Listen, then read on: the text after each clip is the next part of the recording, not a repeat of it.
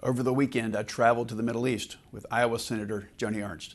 Our trip included stops in Israel, Iraq, Syria, and the United Arab Emirates. While in Israel, we met with Prime Minister Benjamin Netanyahu. We discussed hostage negotiations, military operations in Gaza, and combating anti-Semitism around the world. It's my view that the United States must fully support Israel as they increase military pressure on Hamas to release hostages, including 8 Americans. We then hosted the families of U.S. hostages, including the wife and daughter of North Carolina native Keith Seagull. Our position remains that Hamas must release Keith Seagull and the rest of the hostages immediately and unconditionally. We'll continue to do everything we can to make that happen. While we're in Iraq and northeast Syria, we met with U.S. forces who are conducting operations in the region to defeat ISIS and counter Iranian aggression. We also received briefings from U.S. military special operations commanders of the Combined Joint Special Operations Task Force Levant and Operation Inherent Resolve. The message from these briefings was clear. The world needs strong American leadership. Without a U.S. presence, the world becomes a much more dangerous place. One of the thrills of the trip was meeting and dining with U.S. service members who are deployed to the region, many of whom are from North Carolina. I made a special note of spending time with F-15E pilots from Seymour Johnson Air Force Base who are deployed in UAE. I always come away from these interactions with a tremendous sense of gratitude, respect, and patriotism. The bravery and valor of these men and women is what makes our nation strong and free. I come away from this trip with a renewed commitment to bring the American hostages home, support our friend and ally Israel, and provide our military with the resources and authorities they need to keep us safe for generations to come. My overall takeaway from this trip: in order to keep our nation and our citizens safe, we must lead with American strength. I look forward to your questions. Thank you so much, Senator. Now let's start with the questions. First question goes to ABC 11, Raleigh. Hi, good morning, Senator. Kind of a two-parter here. Was wondering if you could give us an update on where things stand with Keith Seagull and what you make of the campus protests we've seen here in North Carolina, predominantly at UNC. Yeah, thanks for the question. We've had multiple interactions with Aviva and her family. She, after being released after the first 50 days from Hamas, has, even though experiencing much trauma herself, has gone around the world to talk about the need to release these hostages, and particularly Keith Seagull. So I appreciate her efforts. There is also a proof of life video that was released just 2 weeks ago. And again, that is purely propaganda on the part of Hamas. But the only thing that Hamas responds to is military strength. So I would say everything we need to do is about supporting Israel and making sure that that Israel has everything they need to prosecute this war. They're doing everything they can to avoid civilian harm. But I'm concerned about the withholding of, I'm very concerned about the withholding of munitions from Israel by the administration. It's very, very concerning to me. So we need to give everything that they need. But now's the time to bring Keith home, along with the other U.S. hostages and all the hostages from around the world. You also asked a question about the protests on the campus. Very, very concerning to me, very, very concerning to leaders around the world. They're asking us what is going on with the vacuum of U.S. leadership. Why is the U.S. allowing this to happen? And these are not just leaders in Israel. These are leaders in the Arab world with Muslim backgrounds that are horrified at the lack of leadership on the U.S. stage, and particularly within the U.S. by the Biden administration. Next question goes to WSOC Charlotte.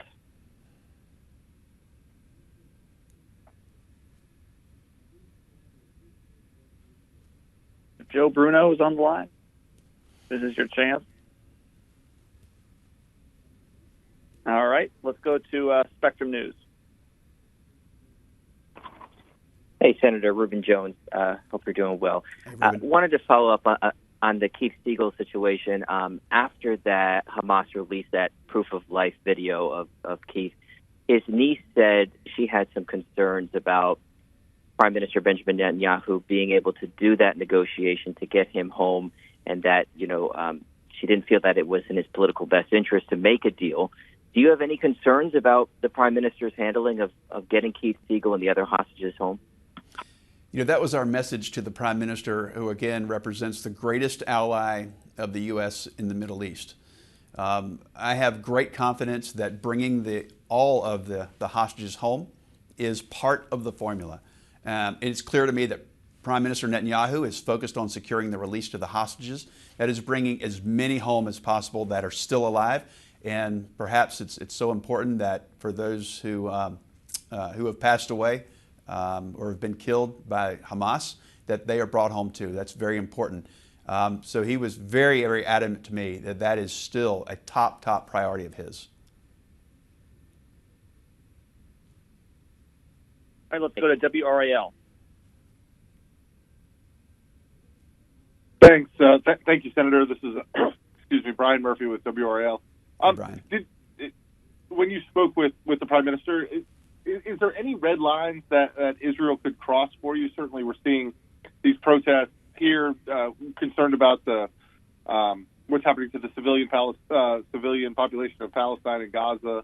Are there, and certainly the Biden administration has expressed some concerns. Are there any things happening on the ground there in the Middle East that you're concerned about from the Israeli perspective? Well, it's quite the opposite. I'm seeing the way they've done this from the first communications with them.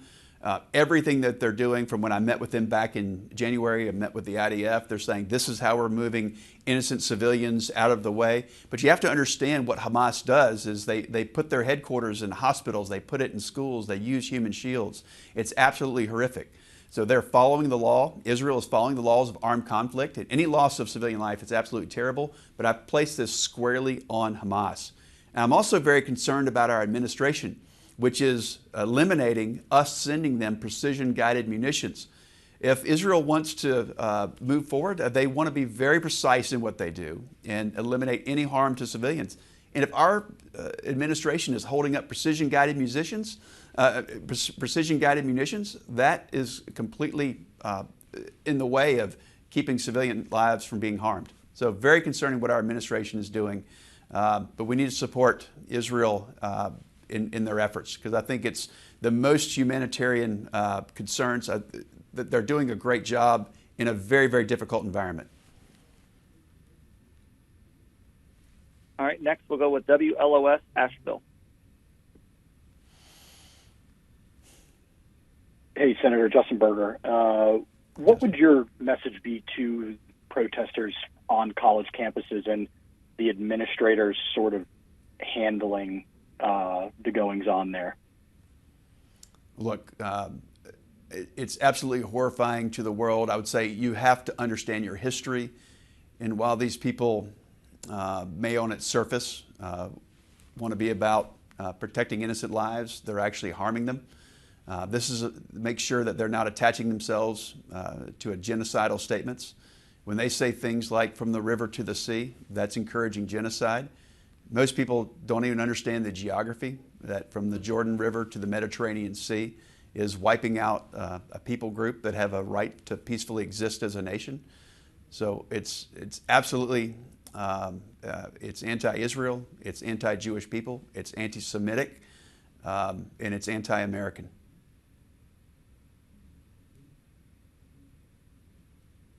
All right, next, Carolina Journal.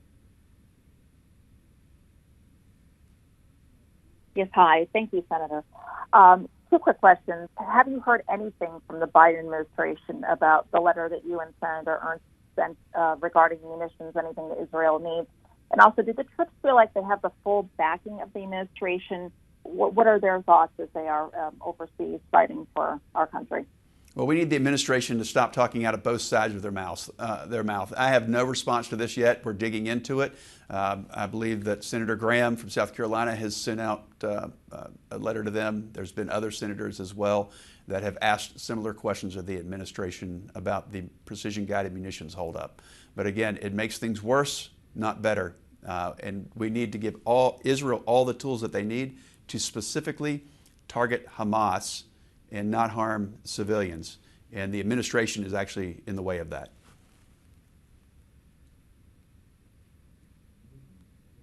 Okay. And next, let's go with the. I had the second Sorry, go question ahead. about the troops. Do they feel like they have the full backing of the administration? What is their morale over there? Look, they're very resilient people. They've been through changes. They've had to go it alone before. They'd like to do it, of course, with their greatest ally, the U.S., but they're a sovereign nation. I would say there are things in question about what is the U.S. Commitment to its greatest ally in the Middle East, Israel, particularly when precision-guided munitions are being withheld. So I hope the Biden administration clears that up and gives Israel what they need as our greatest ally and a great democracy in the Middle East. Thank you. And next, let's go with North State Journal. Senator Budd, thank you for taking my call. This is AP Dillon with North State Journal. In your meetings with Prime Minister Netanyahu, did he give any indication about the status of the hostages that remain under Hamas control? There's been various reporting, unconfirmed reports that believe that many of them are dead and that they were killed actually not long after the attack. Can you speak to that? We just don't know how many right now. Of course, you saw the Hamas release video that was placed on Twitter a few weeks ago, but we just don't know how many are living. They are updating their intelligence moment by moment, and some of it they have to keep confidential just to protect the state of the negotiations, but you can't trust anything that Hamas says.